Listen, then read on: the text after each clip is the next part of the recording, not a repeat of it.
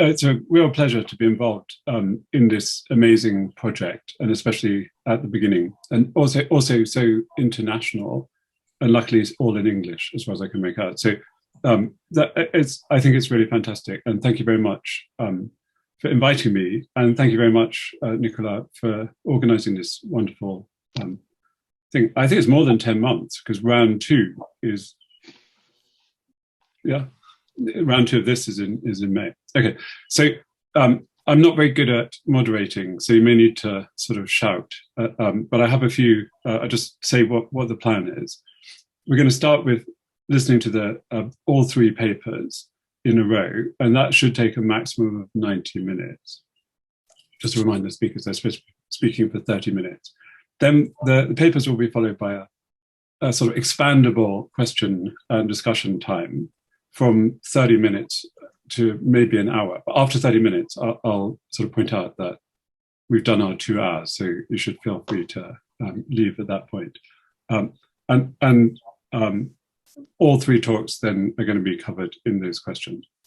So I'm going to start the discussion when we get to it by soliciting questions from the speakers to each other and from the official discussants, who are the 4 people who are working with Nicola on this project. And I'm probably going to mangle your names, but I thought I would just have a go anyhow.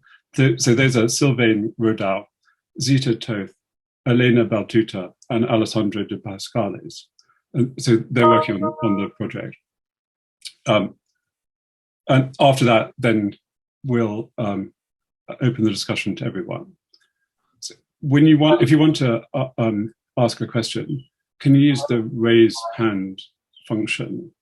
Because apparently that's going to order the questions chronologically in the participant list. So I'll try to use that. I'll also try and keep a tally to make sure that we're asking questions of all 3 papers, but I don't know how easy that will be.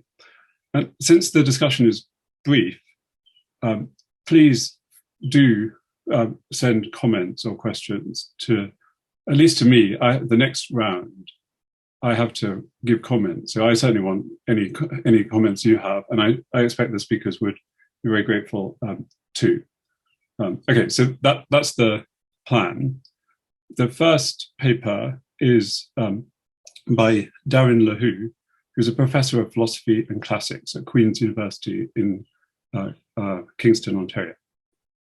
He's the author of 3 wonderful books on ancient science and philosophy: Creatures Born of Mud and Slime, about spontaneous generation, 2017. What Did the Romans Know? Incredibly useful book, 2012. And Astronomy, Weather and Calendars in the Ancient World from 2007. And he has a 4th book, Ancient Science, forthcoming from Chicago Press soon. And I could go on for hours. He's written a lot of incredibly interesting papers, but I think that's enough from me. So Daryn, over to you. Thank you very much for that really, really kind introduction. And thank you, Nicola, for the invitation. It came at a really interesting time because I was working on a graduate symposium on Lucretius and racking my head around some problems with materialistic, if we can call it that, explanations of things like life, living matter. This comes out of my work on spontaneous generation. And so this was well timed. And it's a bit odd, though, to start in on a project that's about prime matter, essentially in the Aristotelian tradition, as far as I can tell, and to start in with a very sort of anti-Aristotelian approach in Lucretius. But maybe it will work out. We'll see how it goes. This is, as I think you all know, very much a work in progress, and so there may be typos in the handout. I may get bungled up as I go, but let's see how it goes. I am going to share my screen because I have some slides for you here. So see how this works. Share. You can see that. If I do this as a slideshow. All right. So the series of meetings, as I understand it, is organized around a set of ideas that properly emerges from concerns that are very particular to Aristotle's hylomorphism and the varied unpackings of that over time and across space or place.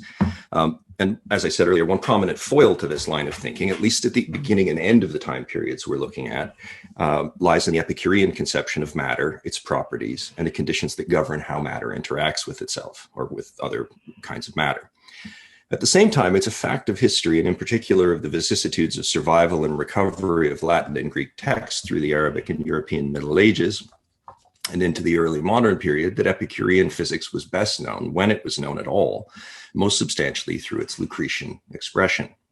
Epicurus himself, most of whose voluminous writings were and remain lost to time, becomes in this framing a kind of elusive substrate of his own, underlying or underpinning a more familiar Lucretian presentation. And I hope to show how this context matters for some of the questions we're going to be asking about material substances. So I'm trying to focus as much as I can on Lucretius, but inevitably we're going to have to go back to the letters to Herodotus and Sextus Empiricus and some other sources just to get some clarification on things. Now, asking the question of material substrates in an Epicurean tradition, and in Lucretius in particular, raises some interesting questions insofar as Lucretius, like Epicurus before him, does not offer anything even nearly like Aristotle's conception of prime matter. It is for Lucretius a distinction that I would think we cannot make. Accordingly, we can't simply ask whether there's some Lucretian version of matter without form, to use one approximation of it. There's no Lucretian version of that we can talk about, but maybe instead we can ask a much more general question, whether there is even some Lucretian equivalent level of abstraction where we can talk about a thing that is always and everywhere in a certain way, but we've chosen to focus on it in such a way as to ignore what it always and everywhere is. I'll argue that Epicurean atomism does not allow us to do that, but does something that's kind of the inverse of that. So let's begin to see how this plays out. Lucretian and Epicurean matter always has properties, and there's no frame of reference from which we can meaningfully talk about matter in itself, which is to say matter absent its properties. That doesn't seem to be a discussion that anyone in the Epicurean tradition wanted to have, certainly not in Lucretius. Indeed, one could argue, and in the end I'll keep just back from this, but it's a kind of provocative framing that I want to push at a little bit, that the more interesting abstraction for an Epicurean might be to think about properties as distinct from matter, rather than matter as distinct from properties. And this has to do with Epicurean epistemology always being empirical. We know what our experiences are, and then we use those experiences to try and infer what matter is, what the prime matter of the universe is. Prime matter, I shouldn't use that phrase here. Primary underlying substance of the universe is, which is to say atomic properties. What are the atomic properties? So let's have a look at what exists in the Epicurean tradition. If we look in Lucretius's Book 1, I think the order of his opening statements is significant, and I think it's worth paying attention to. And so at the very beginning, we get this Empedoclean echo, an embrace of Mars and Venus, of love and strife, a promise to explain the heights of heaven and the gods. Interesting, because he never really gives us a full explanation of the heavens. He pulls back from all the astronomical stuff and says, we don't really know what's going on up there. And then also of the rerum primordia. We get some hagiography of Epicurus, and then the brutal retelling of the sacrifice of Iphigenia in his opening Critica against the universal human fear of divine retribution. If we're reading the poem in search of physics, it's only after all of this preamble that we come to our first law of nature, and it's this. I have a slide for it. Hang on. Nil posse creare de nihilo. Nothing can be created from nothing. And shortly after that, he gives us its inversion, neque ad nihilum interemot res, nor can something dissolve into nothing. Although we've had a brief earlier mention of the primordia, the atoms, it's notable that by the time we come to flesh out the modes of their existence in any substantial way, Lucretius immediately invokes nothingness, the void, as a grounding condition for matter. That nothing comes from nothing is a standard trope of ancient philosophy. We need only look at Parmenides to see how much work the rule can do. But in the atomists, it takes on a more specific meaning, since nothingness is more than just a conceptual category for them. Lucretius will show us this, however, only after he gives us one more preliminary point, the proof that things can exist and change can happen at levels below those of our sensory perception. Lucretius comes at this stepwise. He tells us first that there are things that can evade our vision directly, but still be seen by their effects. And then secondly, things can evade one sense but be perceived by other senses. And there's a nice analogy he uses. He says the force of wind whips up the sea. You can't see the wind, but also you can hear the wind. It roars in our ears. And this emphasis on indirect perception begins to accustom us to one of the main strategies of Epicurean epistemology. And then finally, 330 lines into the book, we're properly introduced to void for the first time.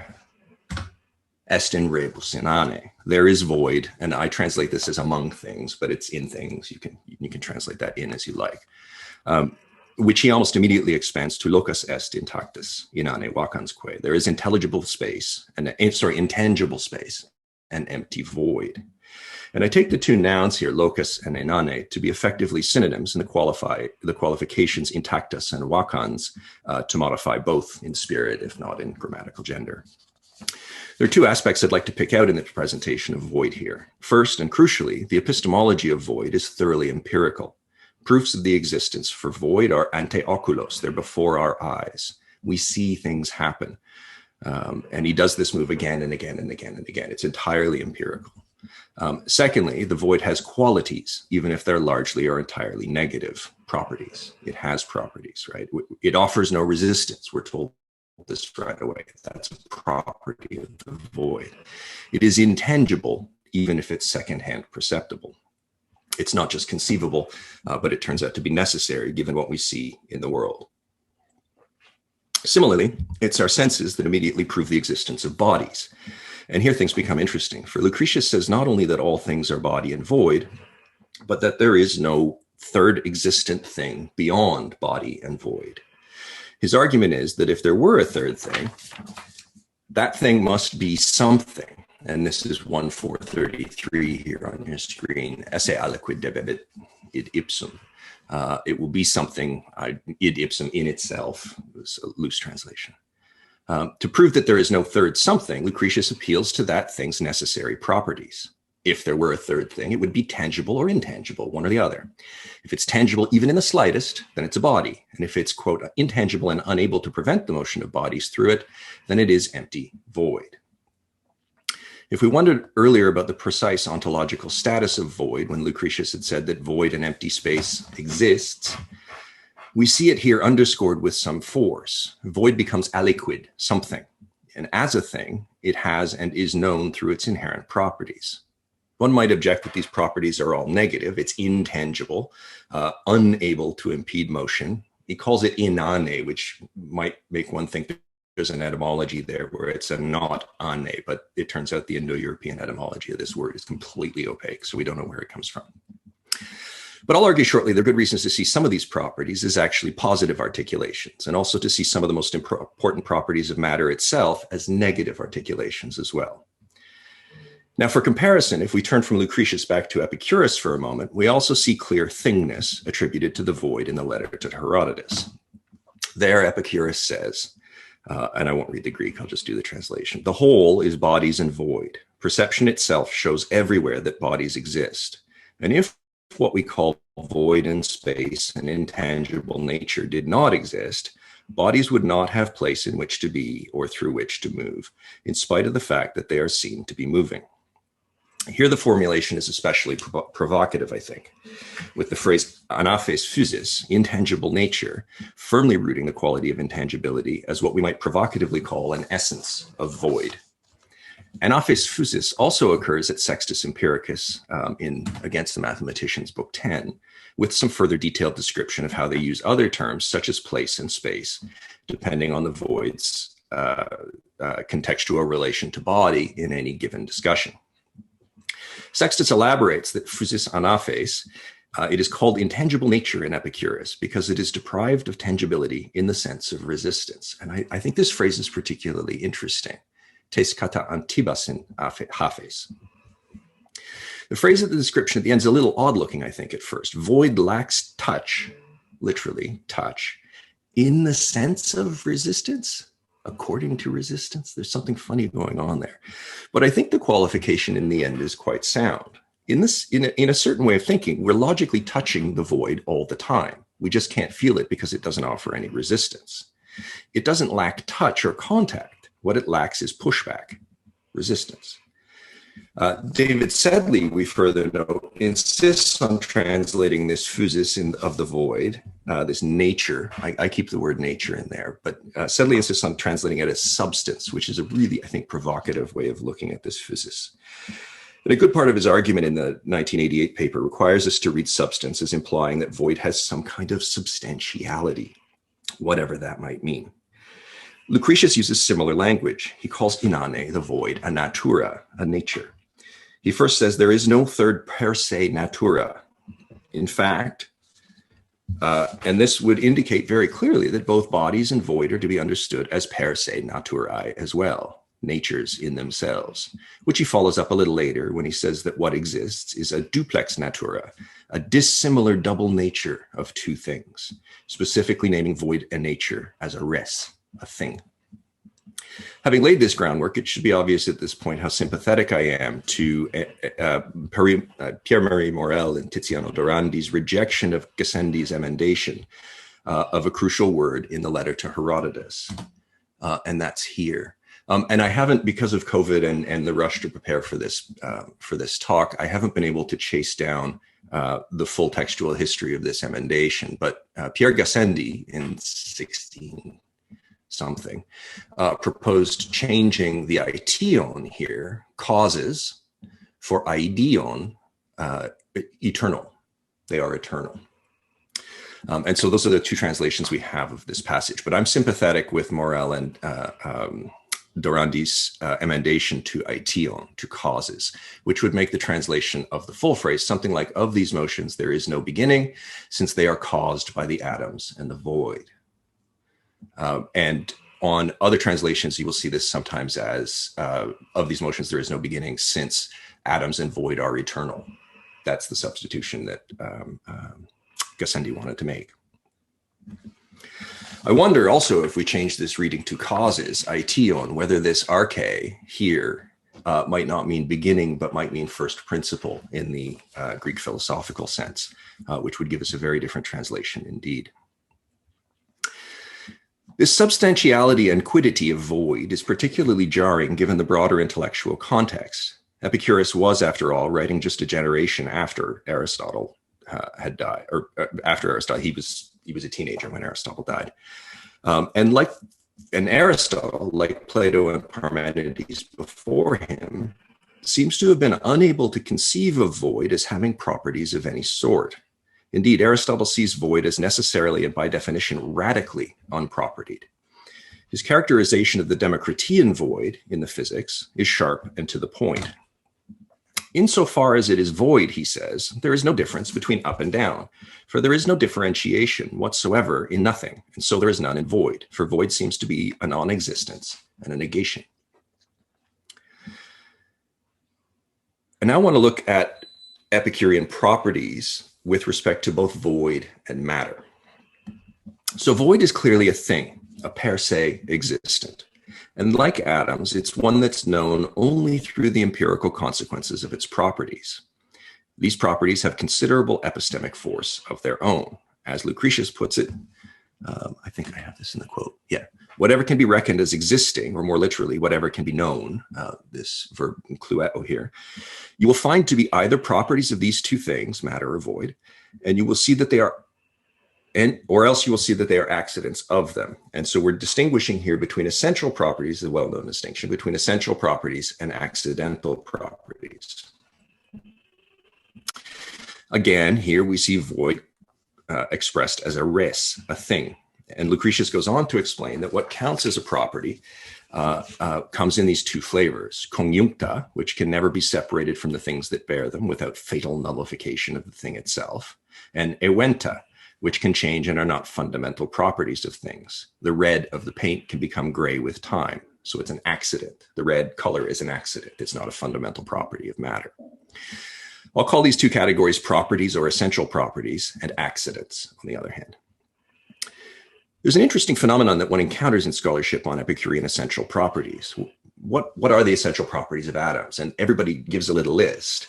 But it's particularly curious, I think, that you often get a list of 3 or 4 items. They have shape, solidity, and so on. And there's often this little and so on that people throw in, not very many scholars give us a deliberately finite list of the atomic properties. And I think that this is not disingenuous. Our sources are similarly slippery. Epicurus, in the letter to Herodotus, offers us this.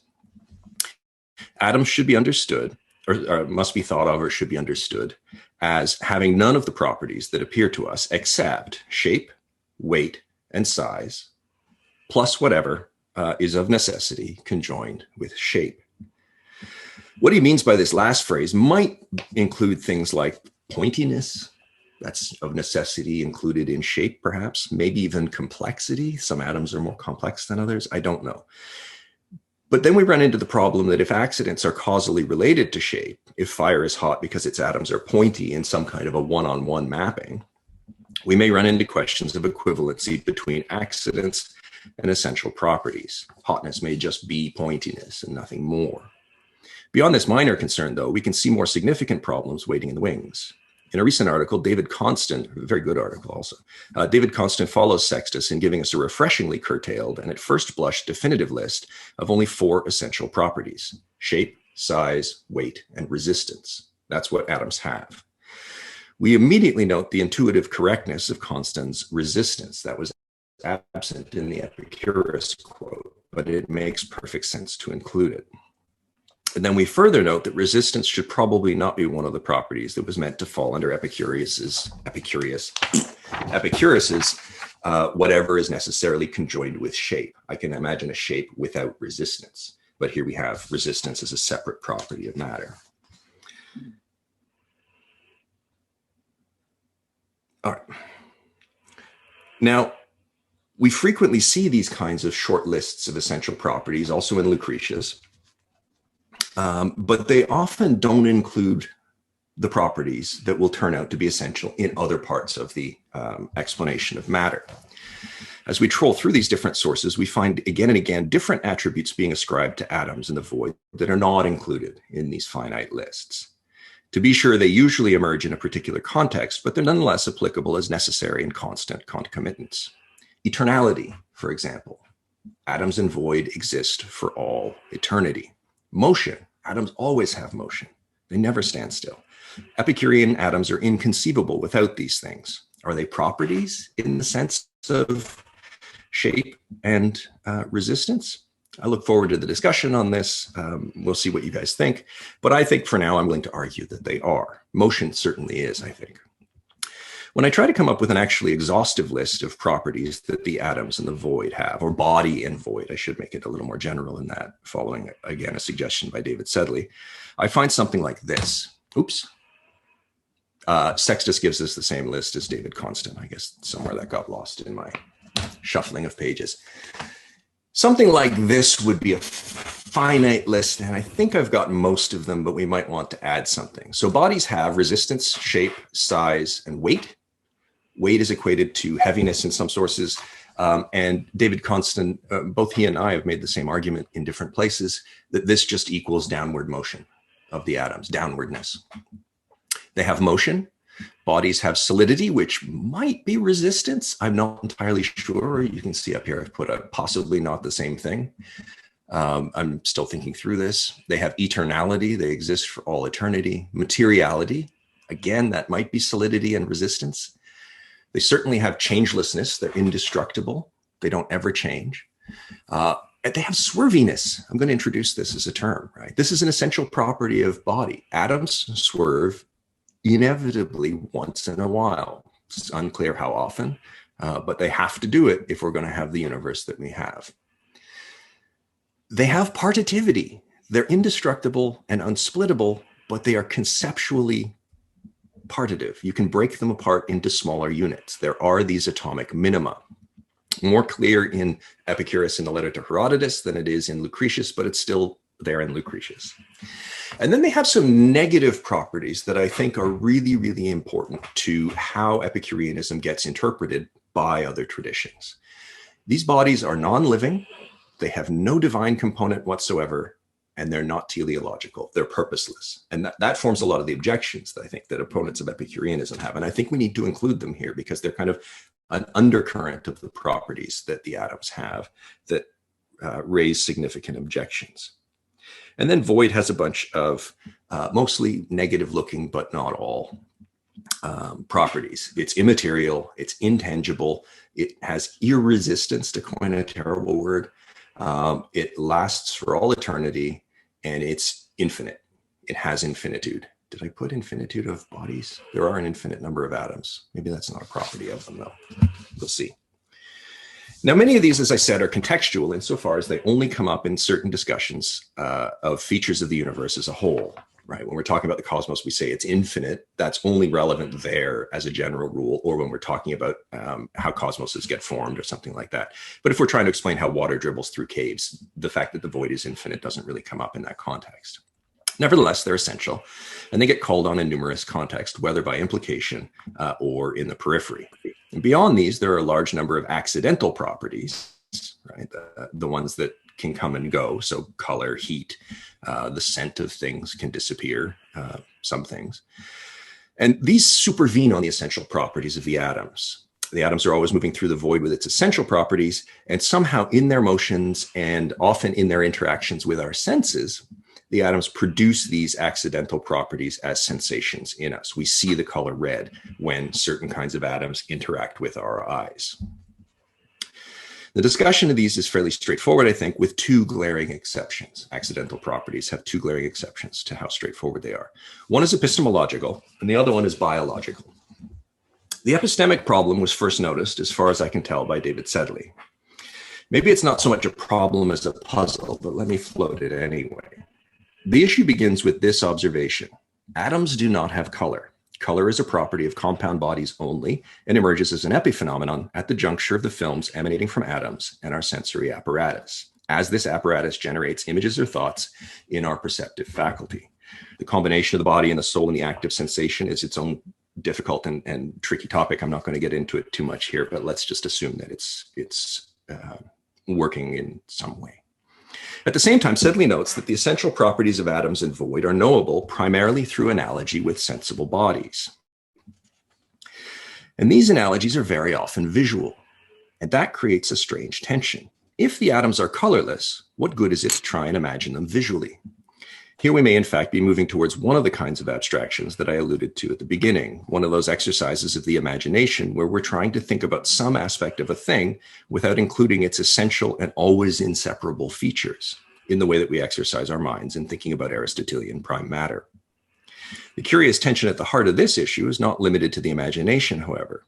It's also a fact that on every ancient theory of optics, color, or the differences between colors, are the fundamental phenomena of vision that need explaining.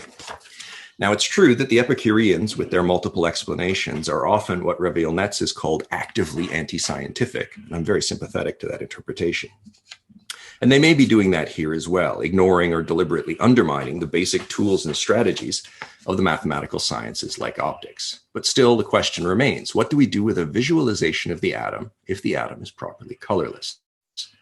Not just black or gray, but colorless, entirely color-free.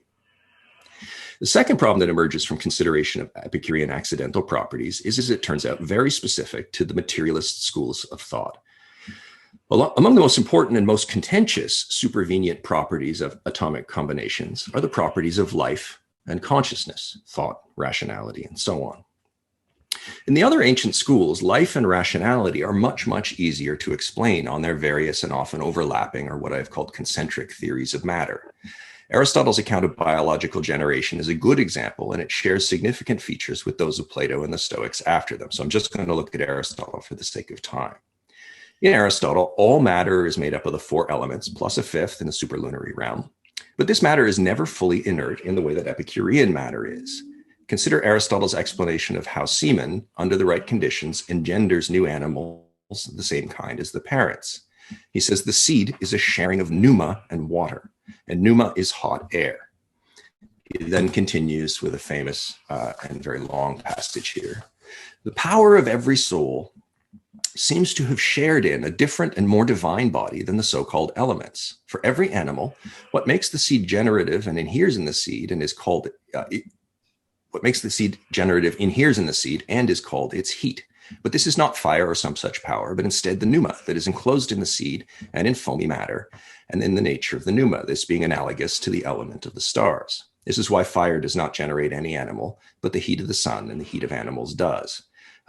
Not only the heat that fills the seed, but also any other residue of the animal's nature, which may exist similarly, possesses this vital principle. Matter is imbued with a vital principle.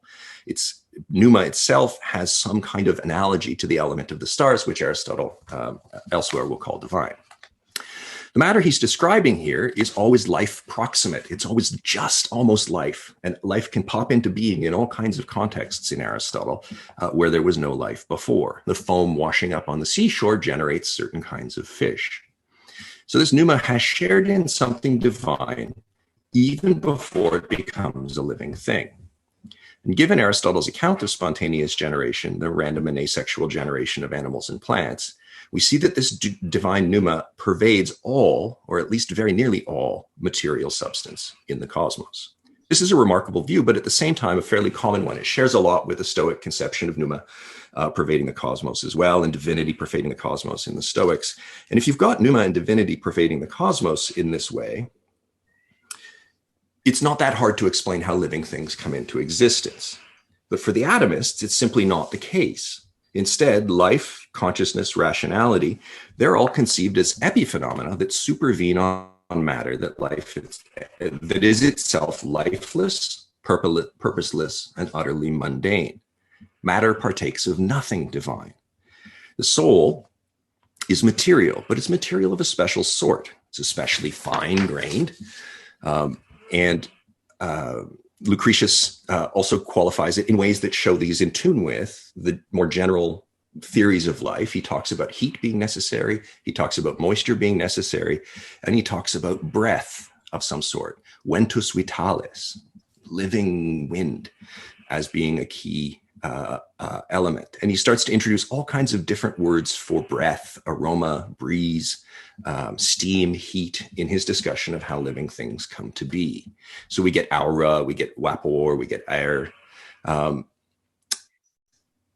And then he says, but there's also a nameless fourth element. And this is where things start to get mysterious. Epicurus also in the letter to Herodotus talks about a nameless element as being necessary to account for the phenomena of life. But it is always a material element. And that's quite interesting because when we try to think about how, in the Aristotelian context, thinking about prime matter, we're trying to think about material substance absent any kind of form, absent any kind of properties, essentially. Whereas in the Epicurean tradition, we've got matter with certain properties, but we're trying to imagine supervenient properties that emerge on top of the essential properties of the matter. And this is doubly interesting because when we're talking about color or heat or any of the other epiphenomena that Lucretius calls accidents, I need to think through this in more detail, but I think I'm going to say all of them or almost all of them have to do with how our senses interact with the material substance. But when it comes to explaining life and consciousness, that's not about how our senses interact with the universe. The epiphenomena are not born of the epiphenomenon of life and consciousness is not born of the interaction between our senses and macroscopic bodies. And so we have a much deeper problem there, which is how do we imagine the complexity of atoms coming together in such a way, and atoms of a certain quality coming together in that way, in order to generate this new thing that's entirely has radically different properties than inert matter itself, which is to say living bodies and conscious and rational human beings. And that may be something like the level of abstraction. It's not the same kind of level of abstraction. Aristotle's trying to think down to primary matter, and Epicurus is trying to get us, or Lucretius is trying to get us to think up from material substance into the emergence of properties that are radically different from that material substance. But maybe that's a locus for the kind of mental exercise that Aristotle is asking us to make with prime matter. And I think I will leave it there. Thank you very much.